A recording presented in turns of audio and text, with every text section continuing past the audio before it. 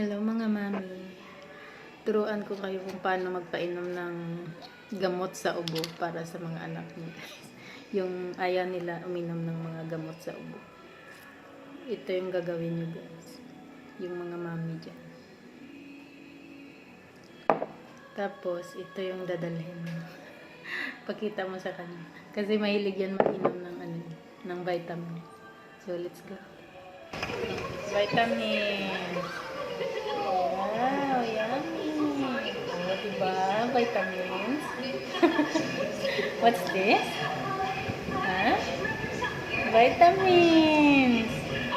Yummy. Very good. See, diba? Nag-inom siya. Okay. Drink water. Maarte kasi ito eh. Ayaw uminom ng ng gamot sa ubo. Oh, ito water mo.